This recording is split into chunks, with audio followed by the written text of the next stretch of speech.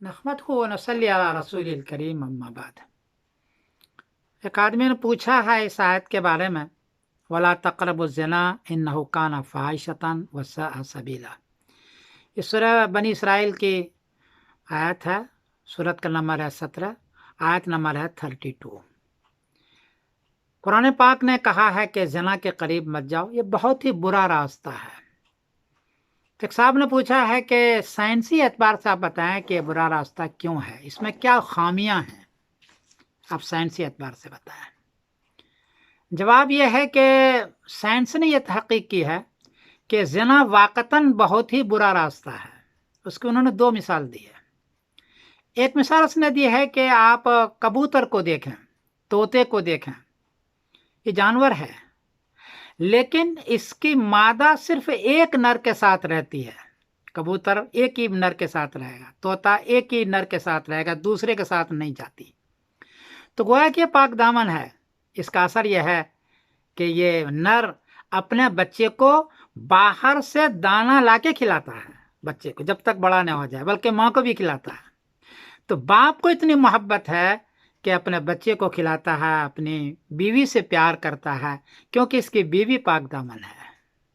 لیکن ایک گائے کو دیکھیں کہ وہ ایک مرد کے ساتھ نہیں ہے، ایک بیل کے ساتھ نہیں ہے، کسی بیل کے ساتھ بھی وہ اپنے خواہش پوری کر سکتی ہے۔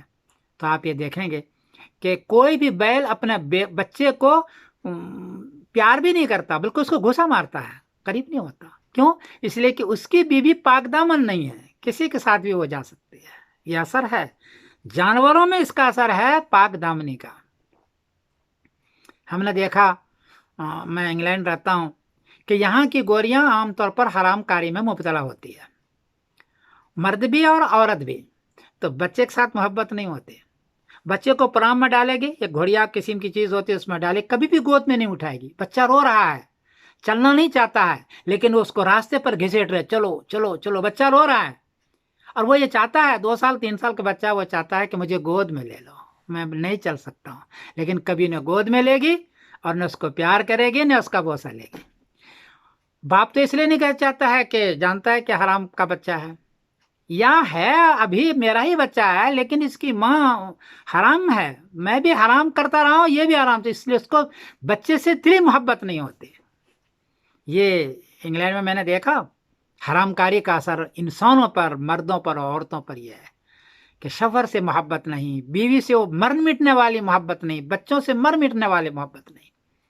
بلکہ یہاں میں نے دیکھا کہ 16 سال کا بچہ ہو جائے تو بچہ گھر سے بھاگ جاتا ہے، اس لیے کہ اس کو بھی حرام کاری کرنا ہے، اور ماں باپ اس کو چاہتا ہے کہ بھاگ جائے، کیونکہ اس کو بھی، ماں کو بھی 10 جگہ جانا ہے، 10 آدمی کو گھر میں لانا ہے حرام کار والا، باپ کو بھی لانا ہے۔ تو بچہ چلا جاتا ہے، ماں اس کی کبھی پرواہ نہیں کرتی، باپ اس کو بلاتا نہیں ہے، اس لیے کہ دلی محبت نہیں ہے۔ یہ حرام کاری کا اثر ہے۔ لیکن ایک پاک دامن مسلمان کے بچے کو دیکھو کہ وہ، اس کا بچہ ذرا سے بھی روئے، ہر وقت اس کے گود میں، باپ گود میں اٹھاتا ہے، بوسہ لیتا ہے، اور اس کے ساتھ خوشگپیاں کرتا ہے، مر مٹنے کی تمنا رکھتا ہے، بلکہ جتنی موت کا وقت قریب آتا ہے تو ساری کمائی بچے کو دے دینا چاہتا ہے، بچے کو، بچیوں کو، اور 1 منٹ بھی چین نہیں ہوتا۔ کبھی نہیں دیکھا ہوگا کہ مسلمان کا بچہ رو رہا ہو، چلا رہا ہو، اور ماں نے اس کو گود میں لے کر کے بوسہ نہیں لیا ہو، باپ نے اس کو گود میں لے کر کے بوسہ، کبھی نہیں دیکھا ہوگا۔ کیوں؟ پاک دامن کا بچہ ہے، اس کے دل میں لگا ہوا ہے یہ بچہ، اس کی دلی محبت ہے، مر مٹنے کی تمنا ہے کہ اپنا سارا جائیداد دے دے۔ اور بچہ کبھی گھر سے باہر چلا جائے 16 سال کے بعد، پہلے تو جاتا نہیں ہے، ماں باپ کبھی بھی نہیں چاہتے کہ میرے بچے باہر چلے جائے، بلکہ پوتا پوتی بھی باہر نہیں جانا دیتا ہے، اور کبھی چلا جائے تو بار بار ان کو فون کرتا ہے، بچہ گھر میں آ جاؤ، تمہارے بغیر مجھے نیند نہیں آتی ہے، تمہارے بغیر مجھے چین نہیں، کہاں ہو تم؟ ماں تو کرتے ہی ہے، باپ بھی کرتا ہے، اور باپ اس لیے کرتا ہے کہ باپ کا ہی بچہ ہے یہ دلی محبت، فطری محبت۔ اسی لیے قرآن پاک نے کہا کہ زنا بہت برا راستہ ہے، ایک مرتبہ اگر تم کر لو گے تو زندگی بھر اثر رہے گا کہ میاں بیوی سے بھی تعلقات، گہری محبت نہیں ہوگی، وہ ڈپلیکیٹ محبت ہے، ہم مر مٹ رہے ہیں، یہ ہو رہا وہ ہو رہا، وہ سب ڈپلیکیٹ ہے بھائی، اصلی کچھ بھی نہیں ہے اس میں۔ اور بچوں سے محبت نہیں ہوتی، اس لیے قرآن پاک نے زنا کو حرام قرار دیا، اور یہ کہا انہو کانا فاحشتن وساء سبیلا، یہ بڑی بے حیائی کی چیز ہے، فاحشتن بے حیائی کی چیز ہے اور راستہ بہت برا ہے۔ تو یہ سائنسی تحقیقات ہے، اس لیے زنا بہت بری چیز ہے، قرآن پاک نے بھی کہا اور سائنس نے بھی تحقیق بھی کی ہے۔ اس کا علاج کیا ہے؟ اس کا علاج کیا ہے کہ 16 سال میں لڑکے کو ضرورت پڑ جاتی ہے بیوی کی، اور عورت کو ضرورت پڑ جاتی ہے، بچی کی ضرورت پڑتی ہے شوہر کی۔ وہ بول نہیں سکتی لیکن ہے ضرورت کھانے پینے کی طرح، اس کی جلدی سے شادی کرا دو، سادہ شادی کراؤ، جلدی سے شادی کراؤ، بعد میں وہ پڑھ لکھ لے گی۔